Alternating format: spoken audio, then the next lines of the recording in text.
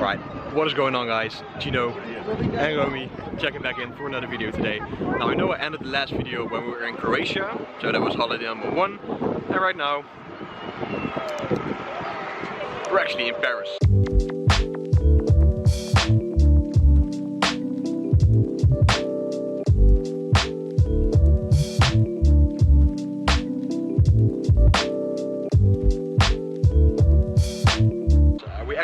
Got a bus drive for 1 day, so we're going here and back within the same day. So it was a bus drive for around 5 or 6 hours, standing in front of the Eiffel Tower right now. Actually the second time that we're in Paris. If you've been following the channel for a longer while, you would already know that, but this is the first time that we're actually going all the way up. Right, so there's a huge line, but it's worth the wait. Right, so after waiting, how long? I think 1.5 hours or something? Almost 2 hours. We finally made it to the top of the Eiffel Tower. If you're afraid of heights, don't step on the Eiffel Tower. Oh look, you can actually see the shadow. Crazy.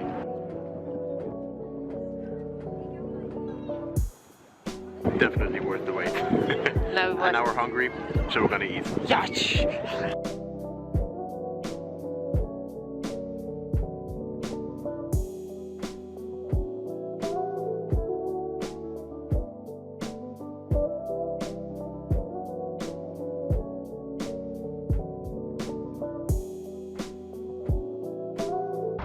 Right, so quick little meal after the drinks. We made sure to stock up on some bread with some chicken to at least hit the protein for the day. We already decided to go to the same restaurant that we went last year. We're going to be sitting there tonight. For now we're just going to be visiting some shopping streets, probably get some new pants because I noticed that there was actually a rip in the middle of my pants, which I didn't realize. So I'm going to be getting a new outfit first, get the gains in. Alright guys, so we're finally at the pizza restaurant and we're starting off with some epically insanely tasty garlic bread. Apparently one of Romy's youth memories. Yes, always garlic on pizza bottoms. It's heaven. Try it. Don't judge me. We'll see.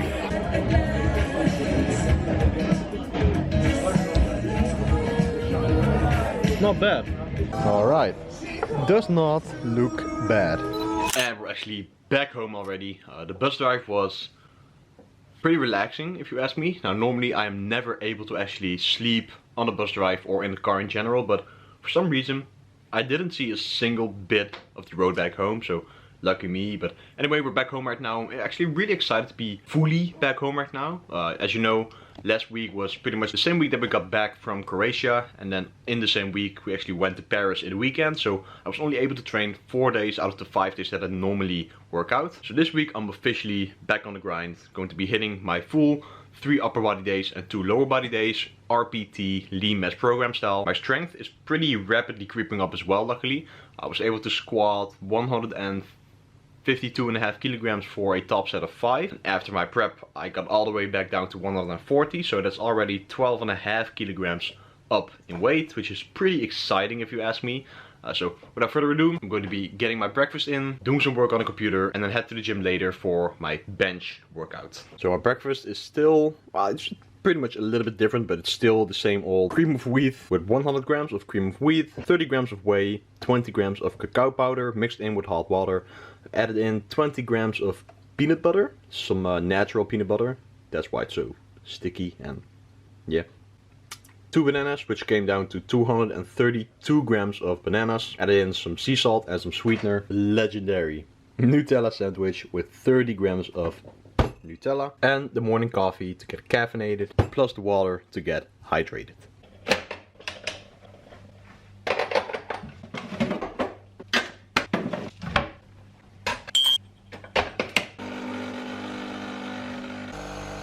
Alright guys, sipping on my second morning coffee of the day.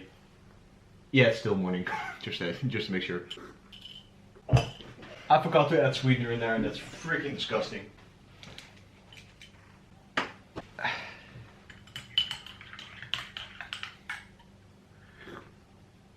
That's way better. Anyway, as you guys know, I just got back from my holiday from Croatia. Then immediately, like 4 days later or 5 days later, went to Paris, both with my lovely girlfriend Romy, and it was freaking amazing. The sightseeings, the places that we went, the beautiful landscapes, it looked freaking amazing. And personally, I'm someone who very much appreciates the nature, all the sightseeings, and being in that environment, taking it all in, looking at it very accurately. When we stepped out of our hotel room and stood outside nearby the pool, whenever we looked up, we could pretty much just look at the mountains and look very high up, and it just looked beautiful, man, I'm not gonna lie. So it was very relaxing, and one thing that really struck me was how much I literally like felt all of the stress in my body, which was probably still there from prepping for 17 weeks, just melt away. I literally felt myself more and more relaxed.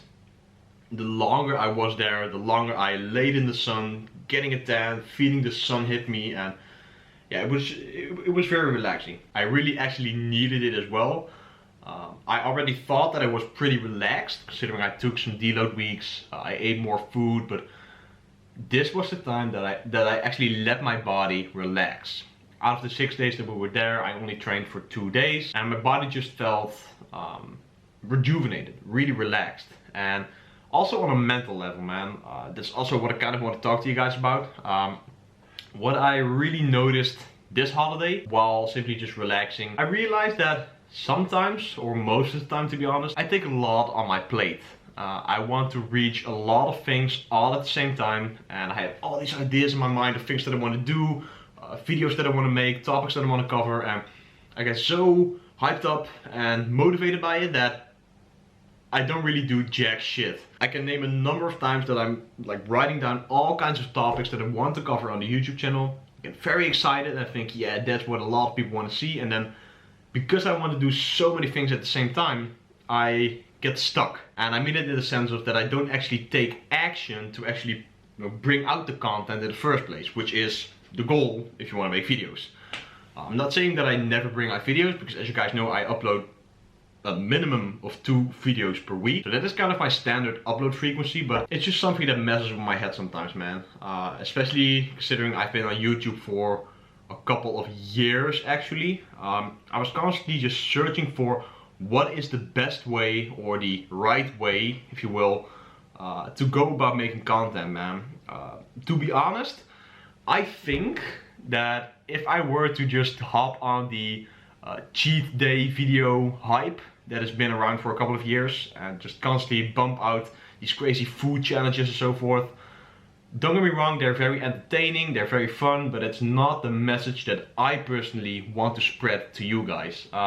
I'm personally not even a fan of cheat days or cheat meals. I don't really like to classify it as a cheat meal or a cheat day, because in my opinion it's not really a healthy way of looking at things. And especially considering that I look at the people in my environment looking at these cheat day videos and considering to themselves that they want to do that, while at the end of the day they probably don't even need it. They can get away with just fitting those things in their macros and not binging on them or splurging on them because they want to have a cheat day. And that's personally not the route that I want to make for my channel and the message that I want to provide to you guys. So that's just something that that's sometimes messing with my head, man. Just keeping it real with you guys. My message and my goal for this channel is just to provide value and to help you guys make your fitness journey a lot easier, more maintainable, more sustainable, and just more enjoyable in the long run, man. So that's not a route that I want to make, even though I know 99.9% sure that I would reach a lot more people just by bringing out that type of content, because I know that it really does well. And I did a 10K challenge before. It did pretty well, but you know, just like I said, the reason that I didn't make another one of those videos after that, or maybe I made like one where I enjoyed some good food in Amsterdam, but I thought that the title would do very well. You know, it really didn't, but anyway. It's not the route that I want to take, and it's not the type of value that I want to provide you guys with. So quickly wanted to get that off my chest. It's something that I've been having some issues with. Still love the YouTube game, still love providing value to you guys. Every single comment that I get or DM that I get that my content helps you in whatever way, shape or form is something that I truly appreciate, and I truly obviously, of course, love and appreciate every single one of you who supports me and has been supporting me for a long time. And we're just gonna keep this up, man. Luckily, sometimes not luckily, but in general, pretty luckily, I'm a very stubborn person. Even though something might be taking a lot of time in terms of reaching the goal, I stick with it. I'm very stubborn like that. So we're just gonna be continuing this grind, man. The channel has been doing very well since I started my prep, and I did my prep, did my show. The support has been amazing. It still is amazing, even though the views have dropped a little bit, but that's expectable. Everyone loves a shredded guy, and I'm not really that shredded at the moment, but I'm sticking to the process. I'm going to be continuing the grind, taking you along with me, and hey, hopefully you get something from my content. So without further ado, I'm going to be drinking my coffee, because I thought to myself, hey, it's pretty early, I'm feeling pretty damn well. I'm going to be hitting my workout a little bit earlier today, so hopefully I can film some good content in the gym, since I have my bench press session, which has been increasing in strength a lot as well recently, which is pretty damn exciting. In the meanwhile, please drop a like on the video, because it really helps out the channel grow, and I'll see you guys at the gym. Alright, so since my strength is pretty rapidly creeping up, as I've mentioned in the video, I wanted to quickly commentate over how I currently approach my training in order to regain or gain strength and make progress in the gym. Because I was actually talking to a good buddy of mine called Mark. Now I know Mark watches the channel, so shout out to you, bro. I was actually going over how I currently approach my training in terms of the sets, the reps and the weight. So actually pretty much volume. Now keep in mind, this is my approach with my current programming. You can do this in a lot of ways. It actually has some basic principles that pretty much go for every program that is focused on increasing strength, increasing muscle mass in general. But keep in mind, this is my progression method and this works for me. Now I have a full program set on this, which is the program that I've been following for around a year and a half currently, and I've been making insane gains on that, and that is the RPT Lean Mass program. Link is in the description if you want to cop it and hop on the gain train, as a lot of you have already done, which I truly appreciate. But without further ado, because I'm rambling on, let's take the bench press for example. Now you can see me here bench pressing 115 kilograms for a top set of 4. Why am I choosing for 4 reps? My current programming calls for 3 sets on the compound lifts, which is revolved around reverse pyramid training, which means that I begin with a top set, which is the heaviest set of the entire workout. Then I drop 10% in weight for the first workout and perform 5 to 8 reps with that given weight, and then for the third set I drop another 10% in weight and perform it for 8 to 10 reps. Now since I have a rep range, I strive to hit the top end of the rep range for every single set. So that means that I strive to hit 5 reps on the first set, 8 reps on the second set, and 10 reps on the third set. So that means that I've been successfully hitting all 3 sets, and I'm now able to up the weight for the next workout. So this is where it gets interesting. Since I have a rep range, and say for example I hit 4 reps on the first set, 8 reps on the second set, and 10 reps on the third set, that would mean that I didn't hit my first set, I did hit my second set, and I did hit my third set. So my second and third set are pretty much able to go up in weight to the next workout, but because I missed a rep on the first set, I'm keeping the weight the same for the coming workout. So that is the double progression method, meaning that you're not increasing all sets at the same time, but you're increasing each set individually as you've hit the top end of the rep range. So another example, if I hit 5 reps on the first set, 6 reps on the second set, and 8 reps on the third set, my first set will go up, second and the third set will stay the same. And that allows you to get stronger in each individual rep range, which allows for more progression during the training cycle, instead of grinding your gears because you have to increase every single set, right? I've been lifting for 7 years, so I cannot really easily linearly progress anymore, because I've tried to maintain my 5x5 programming, which I had been doing for a lot of years before I actually switched to my current lean mass program. And again, like I said, I ended up grinding my gears because I still tried to make linear progress and I was just stalling every single training cycle. So this allowed me to recover better in between workouts, because I'm not literally going for 5 rep maxes every single workout. I can recover better, I can make more progression each and every workout, and I'm utilizing multiple rep ranges. So I'm training in the quote-unquote strength rep range, which is the 3 to 5 rep range, then in the 5 to 8 rep range, and in the 8 to 10 rep range. So I'm getting better, more efficient, and stronger in each and every single rep range. Now again, it all comes down to total volume work per week. So it's not the case that there's a specific rep range for hypertrophy or muscle gain, because it all comes down to total volume. If I were to do 3 sets of 10 or 10 sets of 3. It's basically virtually pretty much the same because you're both performing 30 reps. It's just a matter of differentiating loads. But again, that is my programming. Now, if I were to do, for example, a 5x5 program, which is a very well-known program, and it's actually a very good program if you're a novice or if you've been lifting for around 1 to 3 years. If I were to do that, I would highly go off of the RPE scale, which is the rate of perceived exertion, which is basically a difficulty scale from 1 to 10. So say, for example, I would start a 5x5 program with around 85% of my 1 rep max, or my estimated 1 rep max. I would strive to hit that for an RPE of 8, which pretty much allows me to linearly progress from week to week by adding 2.5 kilograms to the bar in total per workout. So say, for example, I bench 100 kilograms for a 5x5 and the RPE was around 8. I would dignify that as the weight being pretty doable and would allow me to up 2.5 kilograms for the next coming workout. And that would mean that I've linearly progressed for 2 workouts straight, which means that I've gotten stronger, which means that I've gained some muscle mass. And for 5x5, the basic principle for most of the 5x5 programs is if you're not able to hit the 5 rep mark on every single set, then you're better off just decreasing the weight with the same increment that you upped the weight the previous workout, so 2.5 kilograms, and then going for that 5x5 again until you notice that the RPE is getting lower, so the weight is getting easier. Then up it again and see if you've gotten stronger again. So again, like I said, you have a lot of different kinds of programming. I've just covered my RPT lean mass program, which is based around reverse pyramid training. I've just covered a 5x5. You can also just basically put a rep range for yourself. Say, for example, you do 3 sets and you want to perform them in the 5 to 8 rep range.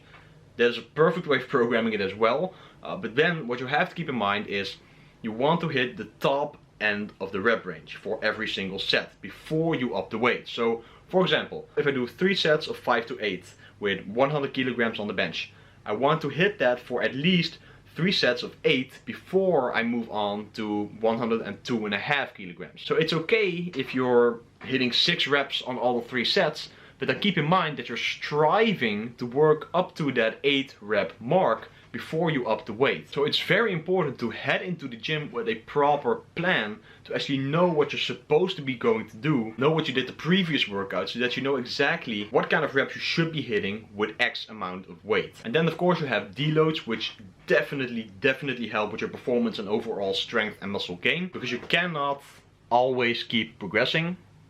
Trust me, I've made that mistake and it allowed me to pretty much grind my gears for a long ass time. So I generally recommend you to take a deload at least once every 8 weeks. Now again, there are multiple programs, so the recommendations are very different from program to program, but a general recommendation is to do a deload once every 8 weeks in which you reduce the volume, so either in sets or in reps or in weight. And the most general recommendation that I use for my clients and for myself is to reduce the weight to 70% of the weight that you're normally using on all of your working sets for the compound movements, and just take it easy on the accessory movements.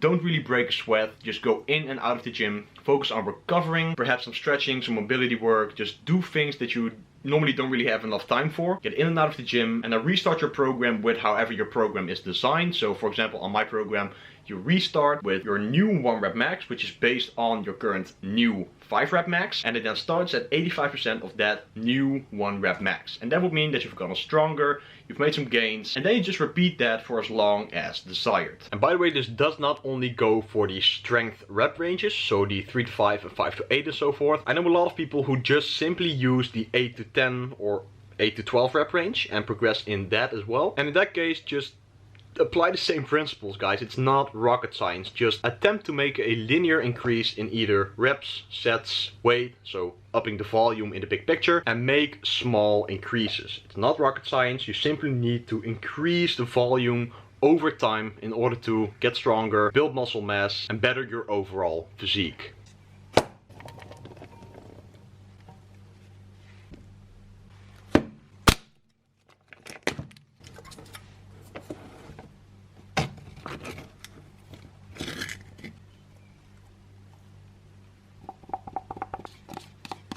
Alright, so just finished my upper body workout there.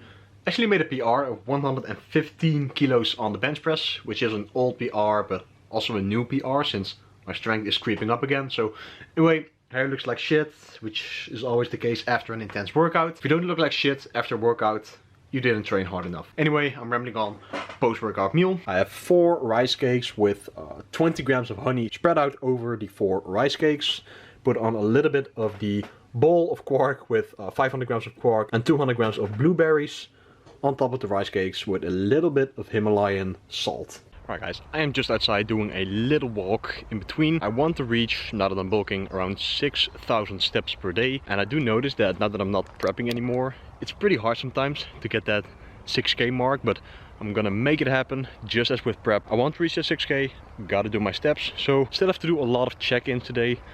They always come pretty late on Monday because, you know, people have work or school. So I'm gonna get home right now, just finishing up the last few steps. I want to utilize all the calories that I'm eating, which is around 3,300 calories currently. Good for building muscle and not just fat storage. And have another meal waiting for me to finish the macros for the day, which will be... Alright guys, so last meal of the day. I have 3 pieces of 0 sugar gingerbread with 20 grams of peanut butter spread on top of them, 400 grams of quark with a little bit or just a splash of cacao powder mixed in with some sweetener, and then 100 grams of blueberries with, well, I already ate 2, but 25 grams of dates. I've actually been eating a lot of these. Now they are very high in carbs. They're also very tasty and nutritious. Just be sure not to eat too much of them. Alright guys, it is the next day and I'm back home right now. Slept at my girlfriend's house, drank some morning coffee, got on a scooter, got back home. Something that I forgot to mention was that while we were in Croatia, I posted on Instagram that I eat the kiwi peel. And I actually hashtagged it with Team Eat the Peel.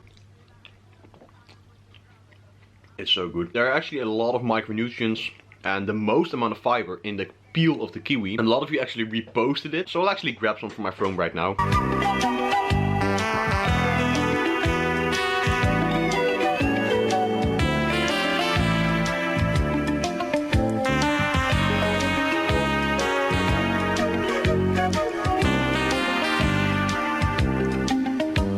Don't get it mixed up, right? You shouldn't eat every single fruit peel, but the one from the kiwi contains a lot of fiber and it actually makes eating kiwis a lot easier and it's pretty tasty. You might think that the hairs are pretty disgusting, but don't knock it till you try it. Trust me. Alright, and that is all for this video, guys. I sincerely hope you all enjoyed. If you did, please be sure to smash the like button because it really helps out the channel grow. Comment down below and subscribe to the channel for so much more content coming really soon. I'm out, guys, and peace out. See you in the next one.